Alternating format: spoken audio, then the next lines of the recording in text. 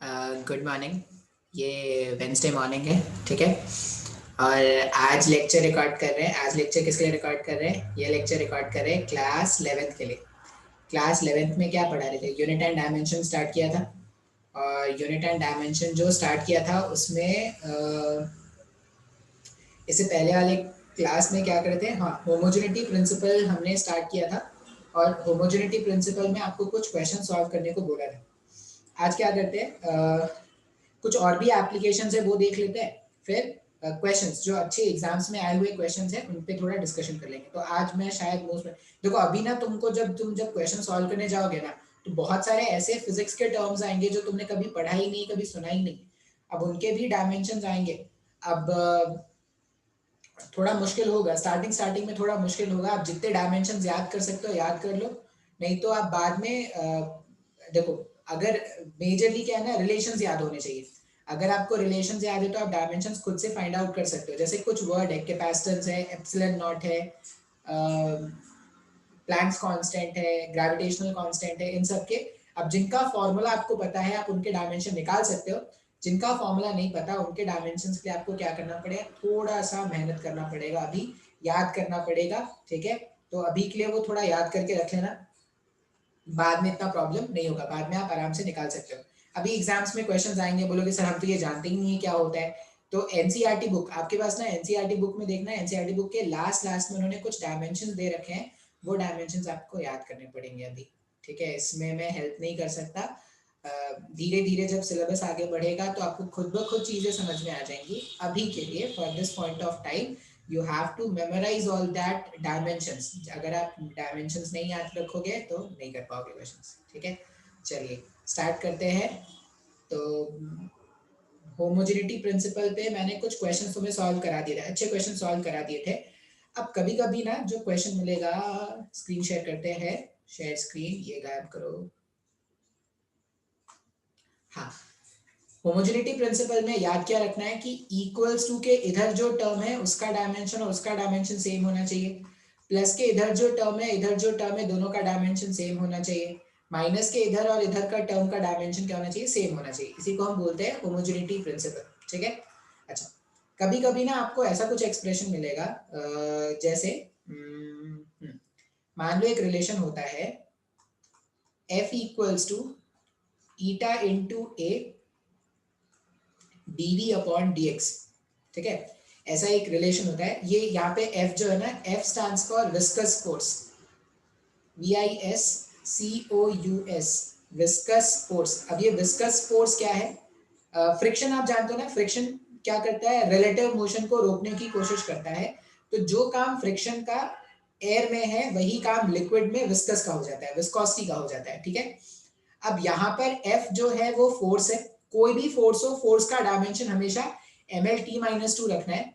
ईटा जो है, ये डिजाइन से जो n लिखा है इसको बोलते हैं कोफिशिएंट ऑफ विस्कोसिटी। ईटा को क्या बोलते हैं? Coefficient of viscosity. विस्कोसिटी ये मीडियम पर डिपेंड करता है, ठीक है। अभी बस ईटा का मतलब समझ लो, कोफिशिएंट ऑफ विस्कोसिटी है। ए स्टैंड्स फॉर क्रॉस सेक्शनल, यहाँ पे ए जो है वो एरिया के लिए है। अच्छा, डीवी का मतलब है very small change in velocity, very small change, very small change in speed या वेलोसिटी, कुछ भी लिख लो, डायमेंशन के लिए कोई फर्क नहीं पड़ेगा। और डीएक्स है स्मॉल लेंथ, डीएक्स का मतलब है स्मॉल लेंथ, ठीक है। अब एफ, ईटा, ए, डीवी, डीएक्स, इन सबको यूज करके सॉरी, इन सबको यूज करके हमें क्या करना है? हमें ईटा का डायमेंशन फाइंड आउट करना है। ये जो ईटा टर्म है ना, इसका डायमेंशन फाइंड आउट करना है। तो क्वेश्चन में बोला गया है find the dimension of eta, find the dimension of eta. अब बोलोगे सर ये क्यों करा रहे हो, अभी ये तो आसान है। क्योंकि ना बच्चे जब क्या होता है ना, इस तरह का टर्म देखते हैं डीवी अपॉन डीएक्स, तो एक तो बोलते हैं कि सर ऐसे हमें डिफरेंशिएशन नहीं आता, अब पता नहीं है क्या लिख के आपने दे दिया है। तो ये डीवी अपॉन डीएक्स को देख के वो क्या करते हैं? घबरा जाते हैं और फिर वो डायमेंशन फाइंड आउट नहीं कर सकते। आप शानदार बच्चे हो, आप अच्छे बच्चे हो, आप आराम से फाइंड आउट कर लोगे। जिसका भी डायमेंशन फाइंड आउट करना है ना उसको एक तरफ रखो, बाकी सारे टर्म को एक साइड भेज दो। तो एफ dx ऊपर चला जाएगा और a dv नीचे आ जाएगा, लिख सकते हैं। अब मेरे को डायमेंशन फाइंड आउट करना है ईटा का, वो हो जाएगा dimension of f dimension of dx divided by dimension of a और ये डायमेंशन ऑफ dv, लिख सकते हैं ऐसा। अच्छा, अब एक एक करके सबका डायमेंशन लिख देते हैं। अब मैं बस ये इसीलिए बता रहा हूँ कि आप ये dv अपॉन dx देख के घबराना नहीं है आपको। फोर्स का डायमेंशन होता है ml t-2, फोर्स का डायमेंशन dx। अब dx का मतलब है चेंज इन लेंथ, जो लेंथ का डायमेंशन होता है वही चेंज इन लेंथ का भी डायमेंशन होता है। तो यहाँ पर मल्टीप्लाई कर दिया l से divided by a, a is area, area का डायमेंशन इज l का स्क्वायर। dv यहाँ पे वेलोसिटी है, वेलोसिटी हो चेंज इन वेलोसिटी हो सबका डायमेंशन एक जैसा, तो l t-1। अब ध्यान से देखिए, ये l से ये l, this l will get cancel out from this l, ये जो l है वो स्क्वायर को कैंसिल आउट कर देगा। t का पावर -1 जब ऊपर जाएगा तो +1 चला जाएगा क्या, तो देखो थीटा का डायमेंशन यहाँ पे ऐसे लिख दिया, स्क्वायर ब्रैकेट में लिखा करें जब भी आप डायमेंशन लिख रहे हैं। तो dimension of theta is m, l का पावर -1 रहेगा, ये l जब ऊपर जाएगा, और t का पावर भी -1 हो जाएगा। तो ml -1 t-1 is the dimension of viscosity. तो कभी भी डिफरेंशिएशन वाले टर्म आ गए ना तो देख के घबराना नहीं है, ऐसा नहीं कि सर हालत खराब हो गया देख के। अच्छा, जैसे इंटीग्रेशन वाला कोई फॉर्मूला है, मान लो कभी कभी तुमको इंटीग्रेशन मिल जाए, जैसे ऐसा बोला जाएगा कि dw is equal to integration f dx, मान लो ऐसा बोला जाए, और आपसे बोलेंगे कि find the dimension of dw, ठीक है। अब यहाँ पे dw क्या है, dw इज वर्क डन, ये एक्चुअल में इंटीग्रेशन लगा रहे हैं तो वर्क डन हो जाएगा, ये भी dw मत रखो, w रखो। उसका बैकग्राउंड तो बहुत अच्छा है, w equals to integration f dx ऐसा लिखेंगे। अब हम सोचेंगे सर ये इंटीग्रेशन कहाँ से आ गया, देख के डरना स्टार्ट करेंगे। तो अगर आपसे किसी ने पूछा डायमेंशन ऑफ w, इंटीग्रेशन का मतलब होता है प्लस करना, छोटे छोटे एलिमेंट्स को ऐड करने तो इंटीग्रेशन होता है। इसका मतलब f dx1 plus f dx2 and so on. अब जब मैं प्लस कर रहा हूं तो प्लस के इधर का डायमेंशन और प्लस के इधर का डायमेंशन तो सेम होता है, इसका मतलब जो इसका डायमेंशन होगा वही w का डायमेंशन वर्क डन का होगा क्या, तो वर्क डन का डायमेंशन क्या लिखेंगे, dimension of f into dimension of dx1। अब बोलोगे सर आपने आगे के टर्म्स का डायमेंशन क्यों नहीं लिखा, क्योंकि जो डायमेंशन इसका है वही डायमेंशन इसका होगा, वही डायमेंशन आगे वाले टर्म का होगा। होमोजेनिटी प्रिंसिपल तो यही बोल रहा था ना। तो यहाँ पर अगर मैं डायमेंशन ऑफ वर्क डन लिखूं तो फोर्स का डायमेंशन इज ml t-2, और dx अगर मैं लेंथ का डायमेंशन, dx का मतलब क्या है length, small change in length, तो इसका डायमेंशन l हो जाएगा, तो ये ml स्क्वायर t-2 हो गया क्या। तो इस तरह से हम क्या करेंगे, डायमेंशंस फाइंड आउट करेंगे यूजिंग होमोजेनिटी प्रिंसिपल। अब नेक्स्ट एप्लीकेशन पर आते हैं इसका, थर्ड एप्लीकेशन। थर्ड एप्लीकेशन होता है, थर्ड एप्लीकेशन होता है फॉर्मूला वेरिफिकेशन। फॉर्मूला वेरिफिकेशन कैसे, जैसे किसी ने हमें ऐसा बोला कि मान लो कोई फॉर्मूला दे देते हैं, फॉर्मूला वेरिफिकेशन तो कर लो, हाँ देख लेते हैं। मान लो एक फॉर्मूला है t equals to 2 pi root over l upon g। एक आपको किसी ने फॉर्मूला दे दिया, अब बोला कि ये जो फॉर्मूला है वो डायमेंशनली करेक्ट है या नहीं, मतलब यहाँ पे 2 पाई होता, 4 पाई होगा, 7 पाई होगा, कांस्टेंट क्या होगा ये नहीं पता, लेकिन वो बोल रहे हैं कि डायमेंशनली ये फॉर्मूला करेक्ट है कि नहीं। आपको चेक करना है डायमेंशनली, डायमेंशनली, स्पेलिंग गलत हो सकता है, स्पेलिंग मेरे को नहीं आता, dimensionally to check the correctness of formula, to check the correctness of formula, correctness of formula, formula, ठीक है। अब यहां पर ये जो t है ना, t stands for time period, t यहां पर जो है वो क्या है, t stands for time period, शायद ये फॉर्मूला कभी पढ़ा होगा। 2 पाई तो मैथमेटिकल कांस्टेंट है, मैथमेटिकल कांस्टेंट का हमारे डायमेंशन के खेल में कोई काम नहीं है। L जो है वो लेंथ के लिए है, और जी जो है वो है acceleration due to gravity, acceleration due to gravity. G जो है वो क्या है, एक्सेलरेशन ड्यू टू ग्रेविटी। अब अगर मैं लिखूं, मुझे चेक करना है, तो ये डायमेंशनली तब सही होगा जब डायमेंशन ऑफ टी जो होगा वो root over of l upon g के डायमेंशन के इक्वल होगा। बात समझ में आ रहा है? बिल्कुल। तो अगर मैं ये टाइम पीरियड का डायमेंशन क्या होता है, कैपिटल टी होता है, तो मैंने कैपिटल टी लिख दिया। अच्छा, root over of l upon g का डायमेंशन, एल का डायमेंशन क्या होता है, एल का डायमेंशन लेंथ के लिए कैपिटल यू एल यूज करेंगे, और जी का मतलब होता है acceleration due to gravity. Acceleration due to gravity को एल टी माइनस 2 लिख रहे हैं ना, ऐसा ही लिखेंगे। अच्छा, टी इक्वल्स टू, अगर आप देखोगे तो एल से एल ये कैंसिल हो जाएगा, तो यहां पर आ रहा है टी का स्क्वायर, रूट के अंदर में टी का स्क्वायर आ रहा है, तो t equals to capital T आ रहा है, मतलब इक्वल्स टू के इधर का जो डायमेंशन और इक्वल्स टू के इधर का जो डायमेंशन है, अगर वो मैच कर गया तो हम क्या बोलेंगे, जो गिवन एक्सप्रेशन है वो डायमेंशनली क्या है, करेक्ट है। अब इसमें आपको कभी भी कोई प्रॉब्लम नहीं होगा, इसमें इस तरह के रिलेशन में कभी भी आपको कोई भी रिलेशन दे दिया गया है, जैसे एक रिलेशन है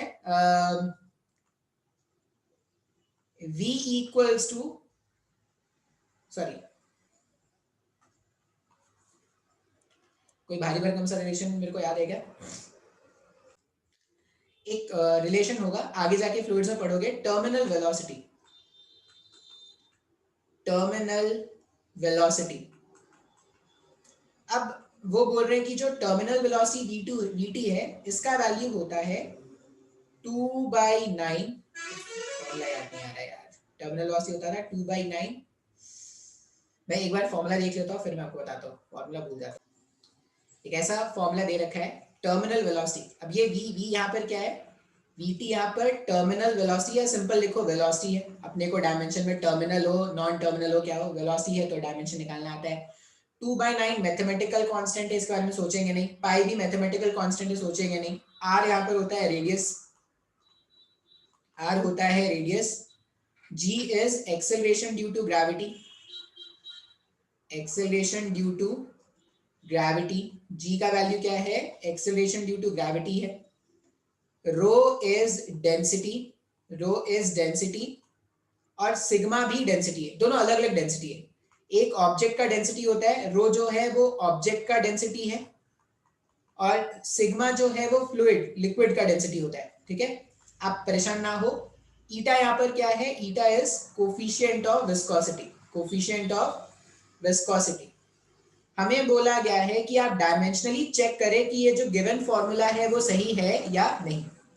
अब इक्वल्स टू के इस तरफ क्या है, vt, vt मतलब इसका स्पीड का डायमेंशन क्या होता है, l t माइनस 1 का होता है, तो इक्वल्स टू का डायमेंशन तो आ गया, इक्वल्स टू के लेफ्ट हैंड साइड का डायमेंशन आ गया, 2/9 पाई को लिखने का कोई जरूरत नहीं है, यहाँ पर हो जाएगा dimension of r square into dimension of g। अच्छा, डेंसिटी माइनस डेंसिटी क्या रहने वाला है, डेंसिटी ही रहने वाला है, तो dimension of density divided by dimension of eta, लिख सकते हैं ऐसा। अच्छा, आर स्क्वायर का डायमेंशन हो जाएगा एल का स्क्वायर, लेंथ का स्क्वायर हो जाएगा।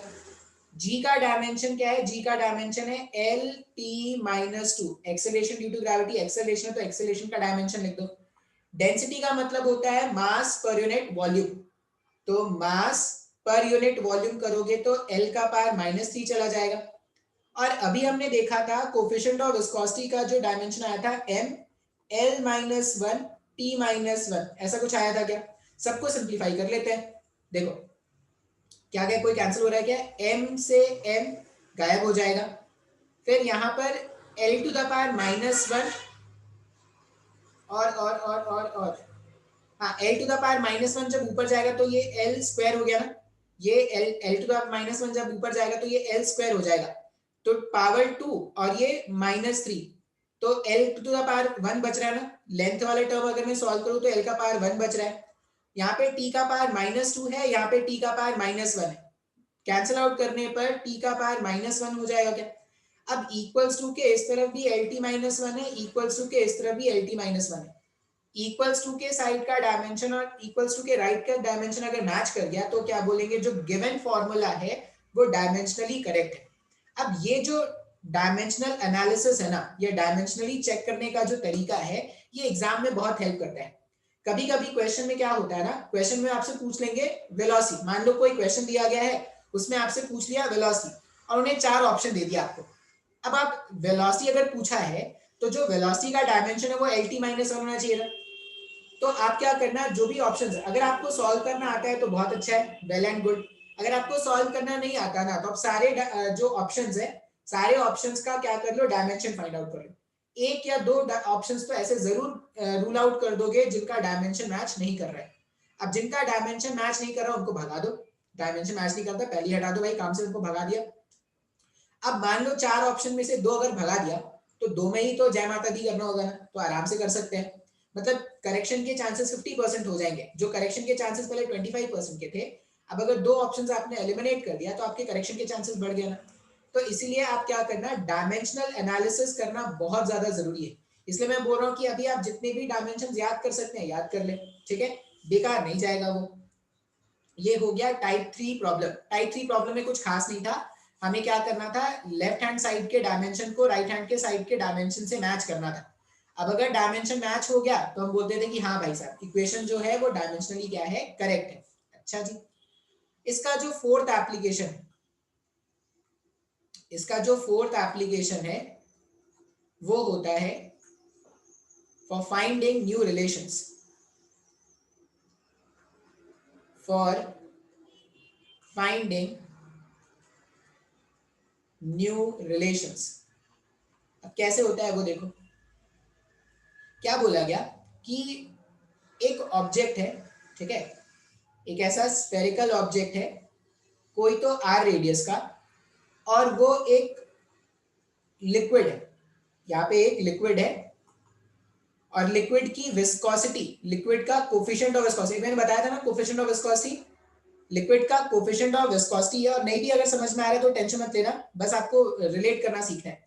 लिक्विड है जिसका कोफिशिएंट ऑफ विस्कोसिटी, ये सब गिवन है, ये सब गिवन है, गिवन है कि कोफिशिएंट ऑफ विस्कोसिटी जो है वो ईटा है, ठीक है। अच्छा, अब ये जो ऑब्जेक्ट है आर रेडियस का, ये जो ऑब्जेक्ट है आर रेडियस का, जब ये ऑब्जेक्ट नीचे गिर रहा है ना, जब ये ऑब्जेक्ट नीचे गिर रहा है तो इस पे एक ऊपर की तरफ फोर्स लग रहा है, जैसे फ्रिक्शन फोर्स लगता था ना, लिक्विड में अगर कोई ऑब्जेक्ट आगे मूव करेगा तो उस पर फ्रिक्शन फोर्स पीछे लगेगा, तो इसमें एक फ्रिक्शन फोर्स पीछे लग रहा है जिसको बोलते हैं विस्कस फोर्स। अब इतना हमें पता है, क्वेश्चन में आपको ये बता दिया जाएगा कि ये जो विस्कस फोर्स है, ये जो विस्कस फोर्स है वो, ये जो विस्कस फोर्स है वो क्या है, वो लिक्विड के कोफिशिएंट ऑफ विस्कोसिटी पे डिपेंड कर रहा है, वो रेडियस ऑफ द स्फीयर पे डिपेंड कर रहा है, और पार्टिकल के स्पीड पर डिपेंड कर रहा है। मतलब क्वेश्चन में ऐसा बोला गया, जो विस्कस फोर्स ये स्फीयर एक्सपीरियंस करेगा, that will depend on the value of coefficient of viscosity for this liquid, जिस लिक्विड में वो गिर रहा है उसके कोफिशिएंट ऑफ विस्कोसिटी पे डिपेंड करेगा। वो डिपेंड करेगा उसके रेडियस पर, मतलब जितने रेडियस का स्फीयर है उस पर डिपेंड करेगा, और वो डिपेंड करता है स्पीड पर, जिस स्पीड से पार्टिकल नीचे गिर रहा है उस पर। अब यहां पर एक तो पता चल गया कि हाँ भाई साहब ये सब डिपेंड कर रहा है, लेकिन किस पावर पे डिपेंड कर रहा है, पावर 1 होगा, 2 होगा, 3 होगा, 4 होगा, ये अपने को नहीं पता, वो अपने को क्या करना पड़ेगा, फाइंड आउट करना पड़ेगा। तो मैं आपको बताता हूँ इस तरह क्वेश्चन कैसे सॉल्व करना है। स्टार्ट करते हैं। तो अब ये बोल दिया गया है कि जो विस्कस फोर्स है वो कोफिशिएंट ऑफ विस्कोसिटी आर और वी पर डिपेंड करता है, ऐसे बता दिया जाएगा, लेकिन किस पावर पर डिपेंड करता है। जैसे आपने काइनेटिक एनर्जी पढ़ा है, काइनेटिक एनर्जी होता है हाफ mv², तो आपको पता है कि काइनेटिक एनर्जी ऑब्जेक्ट के मास और ऑब्जेक्ट के स्पीड के स्क्वायर पे डिपेंड करता है, ये आपको पता है। तो उसी तरह यहाँ पर आपको बता दिया गया है कि जो विस्कस फोर्स है, विस्कस फोर्स क्या है, वो कोफिशिएंट ऑफ विस्कोसिटी आर और वी पे डिपेंड करता है, लेकिन किस पावर पर डिपेंड करता है वो नहीं बताया गया। तो अपने को ना वो पावर का वैल्यू कैलकुलेट करना है। अब बहुत ही आसान है, क्या करना है, बस लेफ्ट हैंड साइड के डायमेंशन को राइट हैंड साइड के डायमेंशन से मैच करा देंगे तो अपना इक्वेशन आ जाएगा। जैसे ऐसा लिख देते हैं, जो विस्कस फोर्स है जो हम फाइंड करने वाले हैं, इस प्रोपोर्शनैलिटी साइन को हटा देते हैं एक कांस्टेंट के से, और ऐसा लिख दो कि ईटा के पावर ए पे डिपेंड कर रहा है, आर के पावर बी पे डिपेंड कर रहा है और वी के पावर सी पे डिपेंड कर रहा है, ऐसा लिख देते हैं, ठीक है। ईटा के पावर ए पे डिपेंड करेगा, आर के पावर बी पे डिपेंड करेगा और वी के पावर सी पे डिपेंड करेगा, ऐसा अपने मन से मान लेते हैं। अब हम क्या करेंगे, बस ए बी और सी का वैल्यू अगर फाइंड आउट कर लेंगे तो अपना काम बन जाएगा ना। अच्छा, अब कैसे लिखते हैं वो देखो, तो ऐसा लिख दिया। अब दोनों तरफ के डायमेंशन लिखो, तो फोर्स का डायमेंशन क्या है, M L T minus two, force का डायमेंशन है M L T minus two equals to constant, ये मैथमेटिकल कांस्टेंट है, इसका कोई डायमेंशन रखेंगे नहीं। ईटा कोफिशिएंट ऑफ विस्कोसिटी का डायमेंशन हमने देखा था M L minus one T minus one और इसका पावर ए, इसका पावर क्या है ए।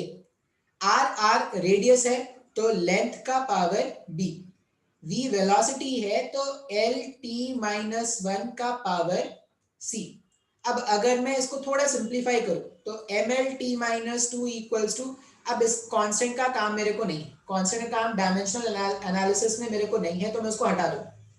ये m अगर मैं लिखूं तो ये ऐसा हो जाएगा ना, m to the power a l to the power minus a t to the power minus a into l to the power b l to the power c t to the power minus c, मैंने expand करके लिख दिया। अब हमें पता होता है कि जब बेसेस सेम होते हैं, जब बेसेस सेम होते हैं तो पावर्स को ऐड कर लेते हैं क्या, देखते हैं। लेफ्ट हैंड साइड में क्या है, m का पावर है 1, l का पावर है 1 और t का पावर है माइनस 2। यहाँ पर देखो मास का एक टर्म और कोई टर्म नहीं है, तो मास का टर्म ऐसा लिख दिया m का पावर a। l में अगर देखोगे तो इधर से माइनस a है, इधर से b है और इधर से c है, तो क्या लिख सकते हैं, minus a plus b plus c, l to the power minus a plus b plus c और t टू द पावर क्या है, माइनस ए, यहां से मिल जाएगा माइनस ए और यहां से मिल जाएगा माइनस सी। मैंने इस तरह से लिख दिया, जब भी बेसिस सेम होते हैं तो पावर्स क्या हो जाते हैं, पावर्स ऐड हो जाते हैं।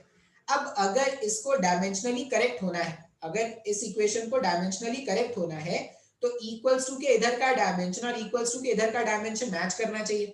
अब वो मैच करने के लिए m का पावर जो राइट हैंड साइड में है और m का पावर जो लेफ्ट हैंड साइड में है वो दोनों सेम होना चाहिए ना, बिल्कुल। अब यहाँ पर m का पावर देखो, यहाँ पर m का पावर है 1, लेफ्ट हैंड साइड में m का पावर है 1, राइट हैंड साइड में m का पावर a है, तो ये पहला इक्वेशन बना लिया ना हमने। l का पावर देखो, l का पावर 1 है और यहाँ पर l का पावर है minus a plus b plus c, लिख सकते हैं इस तरह से। ये इक्वेशन 1, ये इक्वेशन 2, इक्वेशन 3 देखते हैं। इक्वेशन 3 में टाइम का पावर है माइनस 2 का और यहाँ पर पावर है माइनस a माइनस c, ये हो गया इक्वेशन 3। अब अगर देखोगे तो पहला इक्वेशन से ही मेरे को a का वैल्यू मिल गया ना, इस a का वैल्यू 1 को, इस a के वैल्यू 1 को अगर मैं थर्ड इक्वेशन में पुट करूं तो माइनस 2 माइनस 1 माइनस c, लिख सकते हैं ऐसे। माइनस 1 को उधर भेज दो तो माइनस 2 प्लस 1, ये माइनस 1 जब उधर जाएगा plus 1, minus 1 equals to minus c आ रहा है, इसका मतलब c का वैल्यू आ जाएगा 1। तो हमारे पास a का वैल्यू 1 हो गया, c का वैल्यू भी 1 हो गया, बच गया b। a और c का वैल्यू अगर इस इक्वेशन में सब्स्टिट्यूट कर दे, 1 equals to minus a minus 1 plus b plus 1, minus 1 plus 1 अगर मैं गायब कर दूं तो b का वैल्यू 1 हो जाएगा क्या, a का वैल्यू 1, c का वैल्यू 1 और b का वैल्यू 1। तो जो रिक्वायर्ड वैल्यू था वो मिल गया ना। इसका मतलब जो फोर्स होगा, जो विस्कस फोर्स होगा, वो सम कांस्टेंट के ए किसका पावर माना था मैंने, ए मैंने माना था कोफिशिएंट का, सबका वैल्यू 1 ही आया है, ए फिर r का पावर 1, b का वैल्यू 1 और v का पावर भी 1। तो विस्कस फोर्स का फॉर्मूला होता है, विस्कस फोर्स का फॉर्मूला है के eta times of r into B. इस तरह से क्या करना होता है, फॉर्मूला डिराइव करना होता है। आई होप ये समझ में आया होगा। नहीं समझ में आया है तो एक और क्वेश्चन देख लेते हैं करके, एक और क्वेश्चन सॉल्व करके देख लेते हैं।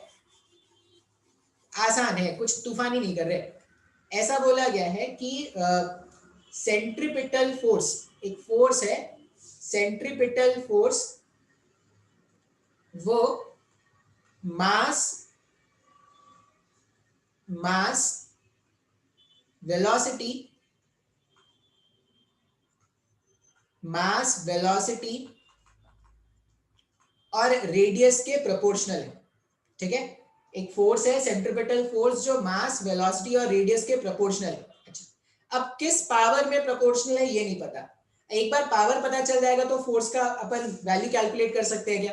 तो हम क्या करते हैं, ऐसा मान लेते हैं एफ सेंट्रीपिटल जो है, एफ सेंट्रीपिटल जो है उसको मान लेते हैं सम कांस्टेंट के m to the power a velocity to the power b और radius to the power c, ऐसा मान लेते हैं।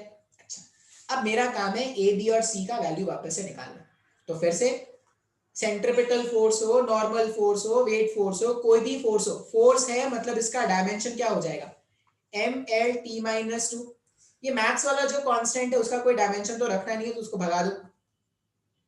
m का पावर a, तो कैपिटल m का पावर a लिख देंगे, स्मॉल m का डायमेंशन कैपिटल M होता है। वेलोसिटी का डायमेंशन है एल टी माइनस वन और पावर b। रेडियस मतलब लेंथ हो गया, तो लेंथ का डायमेंशन c, लिख सकते हैं ऐसा, बिल्कुल।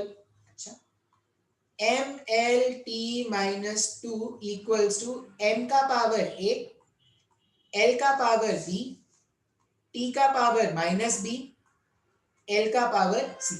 लिखा जा सकता है ऐसे, बिल्कुल लिख सकते हैं। इसको थोड़ा अरेंज करके लिख दो, M L T minus two equals to m, एक ही टर्म है, l का दो टर्म है, l b प्लस c लिख दो और t माइनस b है। ठीक है, अच्छा जी। अब अगर ये दोनों डायमेंशनली करेक्ट है तो जो पावर m का लेफ्ट हैंड साइड में वही राइट हैंड साइड में होना चाहिए। मतलब a का वैल्यू होना चाहिए 1, l का पावर था 1, सॉरी, हाँ, l का पावर है 1, तो l के पावर्स को जब मैं इक्वेट करूंगा तो 1 का वैल्यू जो है वो b प्लस सी आ रहा है, ये सेकेंड इक्वेशन हो गया। और माइनस b का वैल्यू माइनस टू हो गया क्या, माइनस b का वैल्यू माइनस टू, तो b का वैल्यू तो साक्षात 2 आ गया हमारे पास। b का a का वैल्यू 1 आ गया और b का वैल्यू 2 आ गया। अब b के वैल्यू को अगर मैं इस वाली इक्वेशन में सब्स्टिट्यूट कर दूं तो 1 इक्वल्स टू b, 2 प्लस सी लिख सकते हैं ना ऐसा, इस 2 को उधर भेज दो तो c का वैल्यू माइनस 1 आ गया क्या। अब मेरे को a का वैल्यू मिल गया, b का वैल्यू मिल गया, c का वैल्यू मिल गया। तो मेरा जो रिक्वायर्ड फॉर्मूला है, मेरा जो रिक्वायर्ड फॉर्मूला है सेंट्रीपिटल फोर्स का, F सेंट्रीपिटल, F सेंट्रीपिटल के कांस्टेंट m का पावर a, m का पावर a मतलब m का पावर 1, वेलोसिटी का पावर b, तो वेलोसिटी का पावर b मतलब वेलोसिटी का पावर 2 और रेडियस का पावर माइनस 1। तो सेंट्रीपिटल फोर्स का जो वैल्यू है, सेंट्रीपिटल फोर्स का जो वैल्यू है वो हो जाएगा mv स्क्वायर अपॉन r हो जाएगा क्या। इस तरह से सेंट्रीपिटल फोर्स का वैल्यू हमने क्या किया, फाइंड कर दिया सम कांस्टेंट के साथ। बात समझ में आया क्या? तो इस तरह के क्वेश्चन होंगे। अब हम क्या करते हैं ना, कुछ एप्लीकेशन या कुछ ऐसे क्वेश्चंस आपको सॉल्व करा देते हैं जो एग्जाम में आए हुए हैं। ठीक है, देखो मैं कुछ क्वेश्चंस करा दूंगा लेकिन मैं 1000 क्वेश्चन करा दूंगा कोई फायदा नहीं है। फायदा उनसे है जो क्वेश्चंस आप सॉल्व करोगे। तो आपकी प्रैक्टिस इंपॉर्टेंस है, आपकी प्रैक्टिस इंपॉर्टेंस रखती है, मेरी रखेगी। मैं बस आपको सिखाऊंगा कि क्वेश्चंस को सॉल्व कैसे करते हैं। एट द एंड आपका इमेजिनेशन, आपका दिमाग ही आपको एग्जाम क्वालिफाई कराएगा। तो मैं स्क्रीन पॉज करूंगा, क्वेश्चन लिखूंगा, फिर वापस से आते हैं। देखो ये क्वेश्चन है, ठीक है, किसी जमाने में आईआईटी में आया था, अब मेडिकल में भी आ सकता है, तो कोई प्रॉब्लम नहीं हुआ, इतना कोई मुश्किल नहीं है। आईआईटी नाम से डरना नहीं होता, आईआईटी क्वेश्चन आसान होते हैं, सॉल्वेबल होते हैं, बच्चे सॉल्व करते हैं, तो आप इतना डरना नहीं कभी। यहाँ पे pressure depends on distance as, अब यहाँ पे क्या बोल रहे हैं ना, पी जो है, पी स्टैंड्स फॉर प्रेशर है, alpha by beta, alpha and beta are constant, फिर e to the power minus e to the power, फिर से अल्फा, z क्या है यहाँ पर, z is distance, k is Boltzmann constant और थीटा। अब ये जो k है ना, k बोल्ट्जमैन एक कांस्टेंट है। अब एक रिलेशन चलता है हमारे फिजिक्स में, अब वो तुम्हारा भी हो जाएगा तुम पढ़ोगे तो, energy equals to k into T. Energy जो है ना, जो इलेक्ट्रॉन्स, ये तो जानते होगे कि जो भी गैस के मॉलिक्यूल्स होंगे, जितना ज्यादा टेम्परेचर होता है उनके पास उतना ज्यादा एनर्जी होता है। तो एक रिलेशन चलता है, रिलेशन क्या चलता है, E इक्वल्स टू के टी। ठीक है, ऐसा सिंपल सा मान लो कि एनर्जी जो है वो के इंटू टी के बराबर है। इसका मतलब ये जो के है, के बोल्ट्जमैन कांस्टेंट जो है, उसको मैं E डिवाइडेड बाई टी लिख सकता हूँ क्या? अब ये टी टी यहाँ पे क्या है, ये थीटा मान लो, थीटा यहाँ पे टेम्परेचर के लिए यूज करें ना, के थीटा मान लो। ठीक है, ये जो ई है वो के थीटा है, तो यहाँ पे थीटा, ये थीटा थीटा यहाँ पे यूज करें टेम्परेचर के लिए। अब मेरे से अगर के का कोई डायमेंशन पूछेगा, डायमेंशन ऑफ के, तो डायमेंशन ऑफ के को मैं क्या लिखूंगा, डायमेंशन ऑफ के को लिख दिया जाएगा, ई का डायमेंशन, एनर्जी, एनर्जी का डायमेंशन था ml square T minus two, ये सब अब याद हो जाना चाहिए। और टेम्परेचर का डायमेंशन, टेम्परेचर का डायमेंशन क्या यूज करते हैं, कैपिटल के।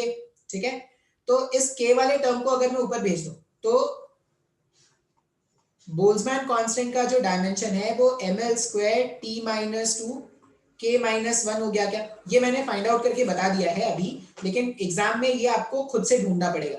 एग्जाम में आपको ये सब रिलेशन खुद से याद रखना पड़ेगा और ये खुद से ढूंढना पड़ेगा। अभी आप बोल्ट्जमैन कांस्टेंट नहीं जानते थे, इसलिए बस मैंने आपको बता दिया कि एनर्जी, जो गैस के मॉलिक्यूल्स का एनर्जी है वो के टाइम्स ऑफ थीटा होता है। अब ये के जो है, इस के कांस्टेंट को ही बोल्ट्जमैन कांस्टेंट बोलते हैं, तो उसका डायमेंशन इस तरह से हमने फाइंड आउट कर लिया। अब क्वेश्चन में हमें क्या करना है, ये जो बीटा टर्म है ना, इसका डायमेंशन पूछा गया है। जो बीटा टर्म है इसका डायमेंशन पूछा गया है। एक चीज नोट करके लिख लेना, क्या, the dimension of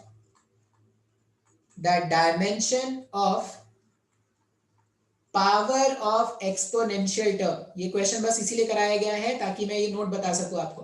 the dimension of power of exponential term, exponential term is 1। बस ये नोट मेरे को बताना था, इसलिए मैंने ये क्वेश्चन सॉल्व कराया, नहीं तो शायद मैं नहीं भी कराता क्वेश्चन।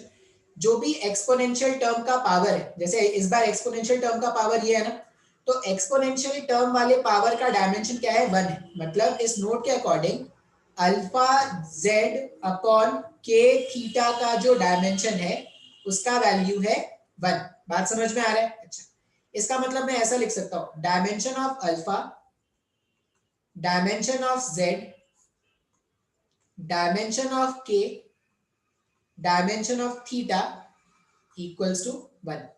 अब एक एक करके ना सबका डायमेंशन लिख देते हैं, एक एक करके जितने भी डायमेंशन हमने फाइंड आउट किए सबका डायमेंशन लिख देते हैं। अल्फा कांस्टेंट है, इसका डायमेंशन मेरे को नहीं पता। ठीक है, मेरे को स्पेस चाहिए, तो मैं क्या करता हूँ, इसको हटा देता हूँ। आप स्क्रीन पॉज करके नोट कर लेना भाई साहब। डायमेंशन ऑफ अल्फा को एज इट इज रहने दो। फिर z डिस्टेंस था, तो डिस्टेंस का डायमेंशन l लिख दिया। के बोल्ट्जमैन कांस्टेंट है, बोल्ट्जमैन कांस्टेंट का डायमेंशन क्या हो जाएगा, ml square t minus two के माइनस वन। और थीटा का डायमेंशन जब लिखोगे तो k इक्वल्स टू 1।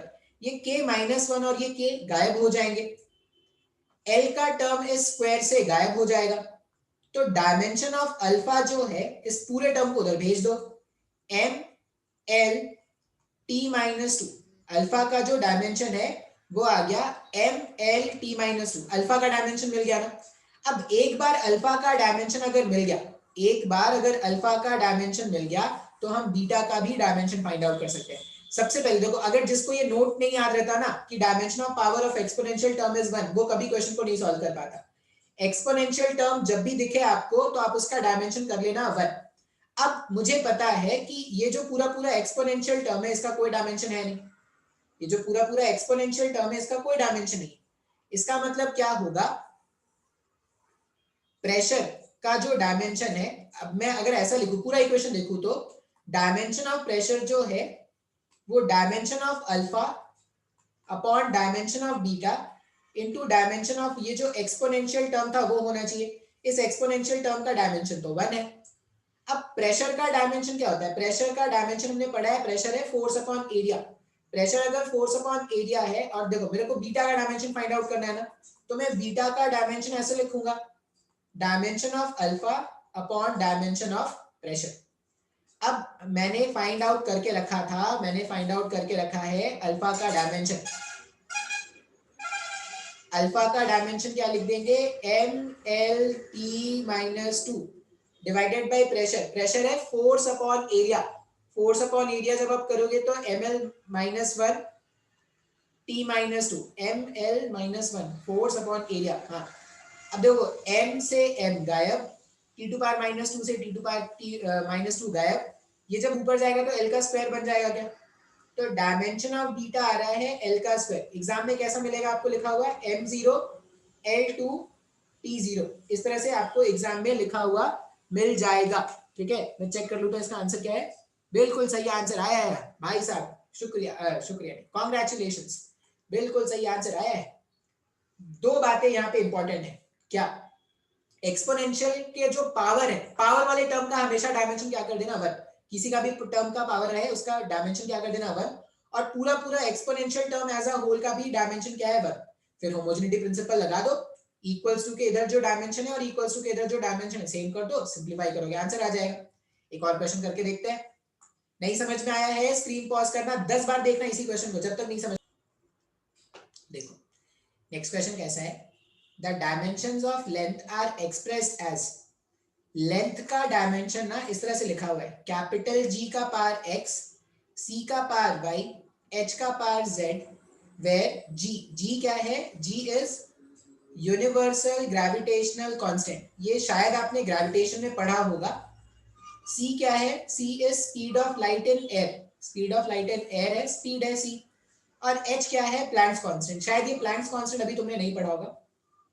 तो पहले तो मैं आपको ये G, C और H का डायमेंशन निकाल के देता हूं, फिर मैं आपको बताऊंगी क्वेश्चन में आगे क्या करना है। ठीक है, अच्छा आपने शायद लोअर क्लासेस में पढ़ा होगा, ग्रेविटेशनल फोर्स का वैल्यू होता है capital G product of masses upon separation का स्क्वायर। देखो मेरे को रिलेशंस याद है, इसलिए ना बहुत ही आसानी से मैं क्या कर सकता हूं, मैं किसी भी फिजिकल क्वांटिटी का डायमेंशन फाइंड आउट कर सकता हूं।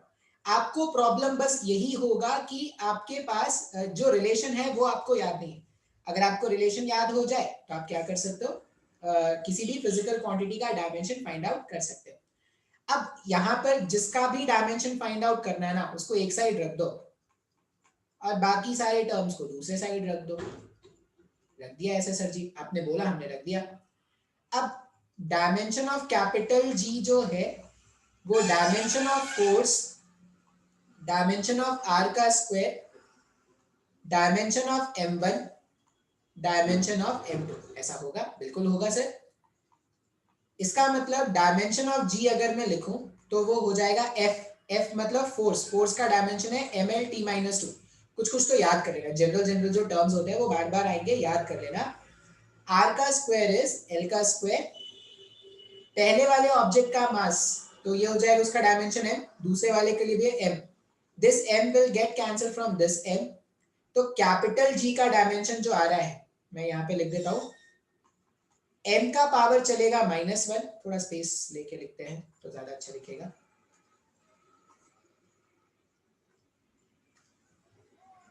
यहाँ पे कैपिटल G का डायमेंशन लिख रहे हैं, m का पावर आ रहा है -1, l का आ जाएगा क्यूब और t का पावर आ जाएगा -2, m का पावर -1, l का पावर 3 और t का पावर -2। इस तरह से मैंने क्या कर दिया, कैपिटल G का डायमेंशन लिख दिया।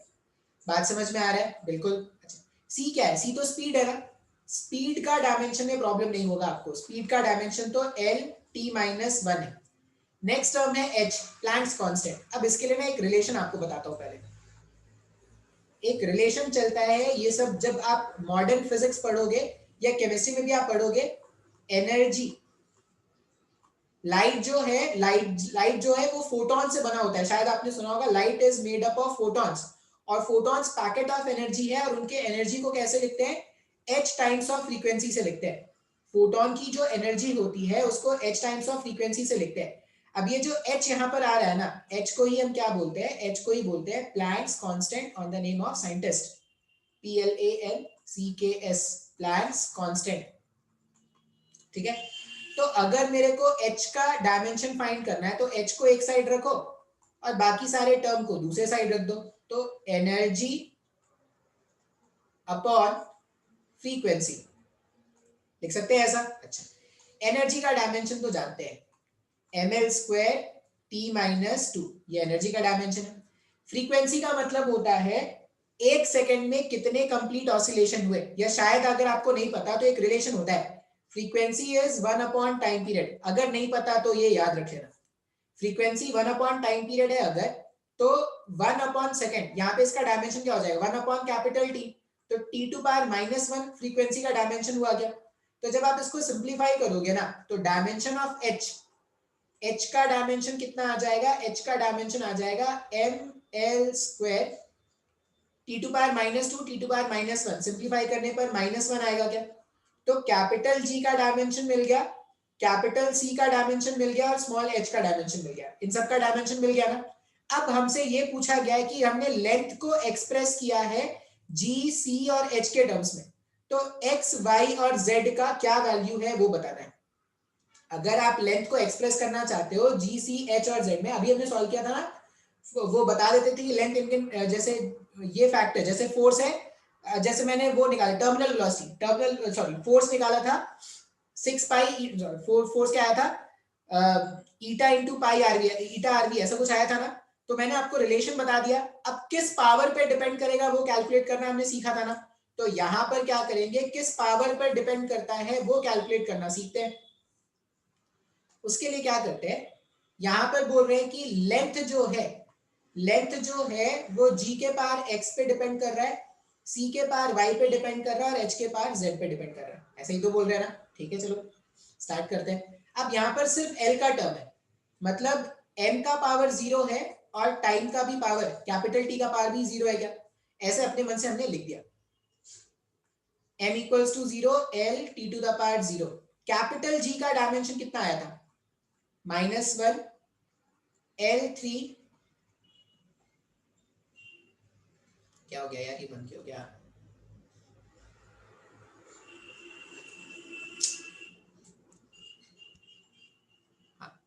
L3 T⁻⁻2 और इस पूरे का पावर कितना रखना है, x रखना है, C L t-1 और इस पूरे का पावर कितना रखना है, इस पूरे का पावर रखना है y, h ml² t-1 और इस पूरे का पावर क्या रखना है, इस पूरे का पावर रखना है z। अब जैसा पहले काम करते थे, जो कारनामे आपने पहले कर चुके हैं वो कारनामे आपको रिपीट करने हैं, आपको शायद एक बार में समझ में आ गया होगा। m का पावर 0, l का पावर 1, t का पावर 0। यहाँ पे देखो m का पावर यहाँ से आ जाएगा -x, पहले वाले टर्म में m का पावर क्या आ जाएगा -x आ गया, इसमें तो कोई m का टर्म था नहीं, इसमें से m का पावर आ जाएगा z, तो प्लस में z लिख दो, जहां जहां भी m का जो पावर आता जाएगा लिखते जाओ। फिर लिखो l का टर्म, l का टर्म में यहाँ पर पहला पावर हो जाएगा, पहला पावर है 3x, यहां से मिल जाएगा +y, यहां से मिल जाएगा +2z। बिल्कुल सर जी, बात समझ में आया। t का पावर देखो, t का पावर यहां से मिला -2x, यहां से मिलेगा -y और यहां से मिलेगा -z। हाँ या ना, अगर आप ध्यान से देखोगे तो हमारे पास 3 एक्सप्रेशन बन गए। देखो कैसे, m के पावर को अगर मैं इक्वेट करूं तो -x + z, इसका वैल्यू 0 आना चाहिए। l के पावर को अगर मैं इक्वेट करूं तो 3x + y + 2z = 1 आना चाहिए। t के पावर को अगर इक्वेट करें, t के पावर को अगर इक्वेट किया जाए तो t का पावर है यहाँ पर -2x -y -z = 0। पहला वाला जो इक्वेशन है ना, उससे सिंप्लीफाई करने में आपको ये मिल जाएगा x = z। पहला इक्वेशन से आपको क्या मिल गया, x और z का वैल्यू जो है वो सेम है। लास्ट वाला इक्वेशन देखें फिर, माइनस ऑफ, अगर x और z का वैल्यू सेम है तो -2x -z, इसको -3x लिख सकते हैं क्या, या तो z के प्लेस में x रख दो या x के प्लेस में z रख दो। मैंने z के प्लेस में x रख दिया, तो -3x -y = 0, तो y का वैल्यू -3x आ गया क्या, y का वैल्यू कितना आ जाएगा माइनस ऑफ 3x। अब जो भी वैल्यूज आया ना सबको इक्वेशन 1 में पुट करो। 3x को 3x रहने दो, y के प्लेस में पुट कर देते हैं माइनस ऑफ 3x, z के प्लेस में पुट कर दो वापस से plus 2x equals to 1। Plus 3x minus 3x से गायब हो जाएगा, तो x का वैल्यू आ गया 1/2। x का वैल्यू 1/2 आ गया, इसका मतलब z का वैल्यू भी 1/2 आ गया।